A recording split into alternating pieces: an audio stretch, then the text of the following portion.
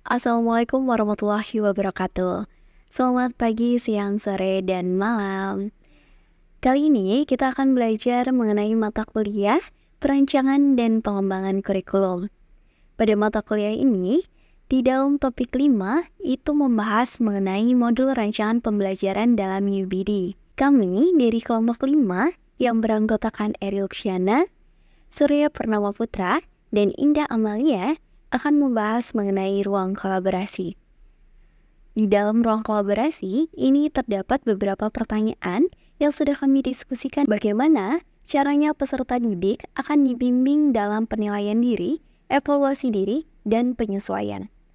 Jadi, proses penilaian diri, evaluasi diri, dan penyesuaian itu memerlukan bimbingan yang baik agar peserta didik dapat mengembangkan pemahaman yang mendalam tentang kemajuan mereka dan membuat penyesuaian untuk meningkatkan hasil pembelajaran. Nah, teman-teman, berikut ada beberapa cara untuk membimbing peserta didik dalam proses tersebut. Yang pertama, memberikan pemahaman tentang konsep atau pemahaman mengenai apa itu penilaian diri, apa itu evaluasi diri, dan apa itu penyesuaian. Nah, di sini yang dimaksud dengan penilaian diri adalah proses menilai diri sendiri yang berkaitan dengan status, proses, dan tingkat pencapaian kompetensi yang telah dipelajari. Untuk evaluasi diri, itu merupakan proses menilai diri sendiri secara menyeluruh, termasuk aspek kognitif, efektif, dan psikomotorik. Lalu, penyesuaian ini merupakan proses untuk menyesuaikan diri peserta didik dengan lingkungan serta tuntutan hidup. Yang kedua, peserta didik dibimbing dalam penilaian diri berdasarkan format penilaian yang sudah dirumuskan, seperti pedoman, peskoran, daftar tanda cek, dan skala penilaian. Kemudian, yang ketiga, peserta didik dibimbing dalam mengevaluasi melalui 7 tahapan. Nah, 7 tahapan ini terdiri dari penentuan fokus, penyesuaian desain evaluasi, pengumpulan informasi, analisis dan interpretasi, pembuatan laporan, dan pengelolaan evaluasi, serta evaluasi. Kemudian, yang keempat, peserta didik dibimbing dalam penyesuaian dengan cara membuat peserta didik aktif, saling menghormati, dan konsisten. Bagaimana peserta didik akan terlibat dalam evaluasi diri akhir untuk mengidentifikasi diri, menetapkan tujuan masa depan, dan memiliki semangat belajar.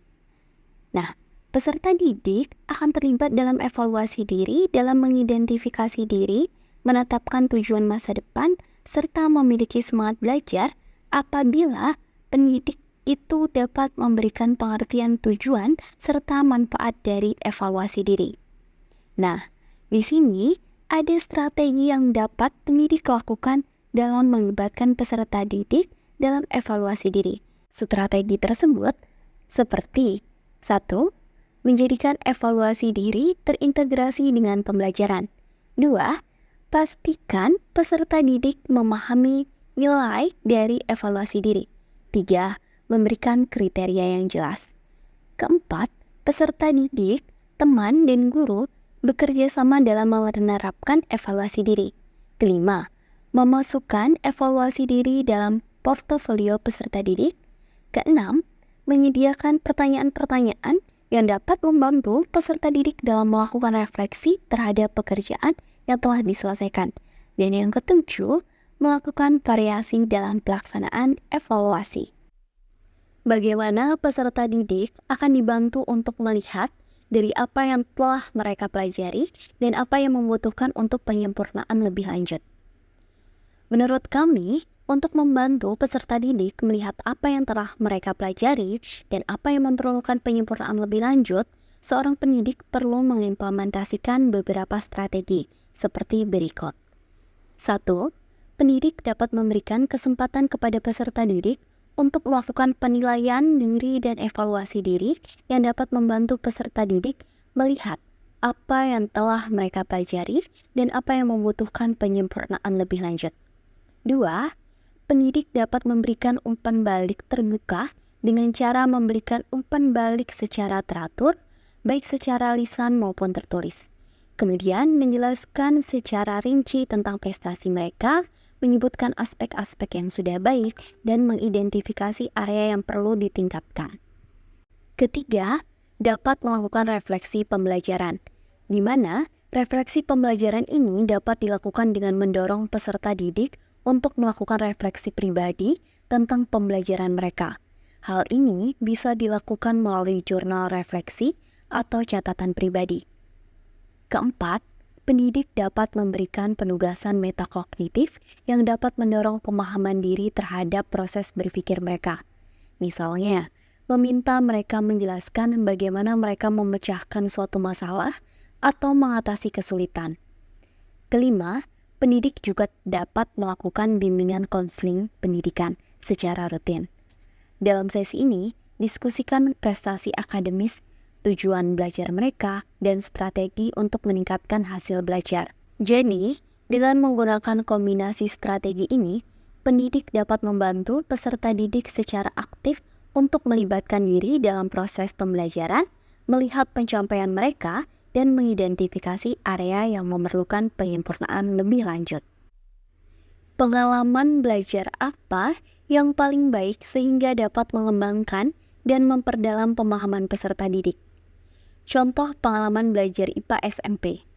Pembelajaran IPA di SMP bertujuan untuk mengembangkan dan memperdalam pemahaman peserta didik tentang konsep-konsep IPA, serta mengembangkan keterampilan berpikir kritis dan keterampilan menyelesaikan masalah.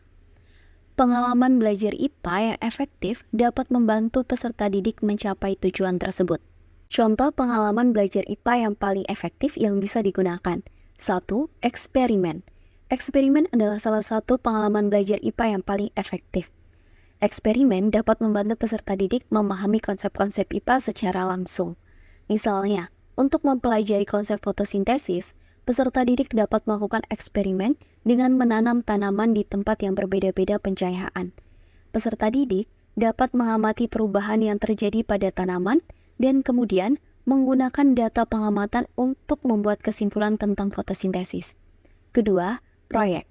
Proyek adalah pengalaman belajar yang paling kompleks daripada eksperimen. Misalnya, untuk mempelajari konsep pencemaran air, peserta didik dapat melakukan proyek dengan melakukan penelitian tentang kualitas air di sungai sekitar sekolah mereka. Peserta didik dapat mengumpulkan data dengan mengambil air sungai dan kemudian menggunakan data tersebut untuk menganalisis kualitas air. 3. Melakukan kunjungan lapangan. Dengan melakukan kunjungan lapangan, peserta didik dapat melihat langsung penerapan konsep-konsep IPA di dunia nyata dan dapat bertanya langsung kepada ahli di bidang tersebut.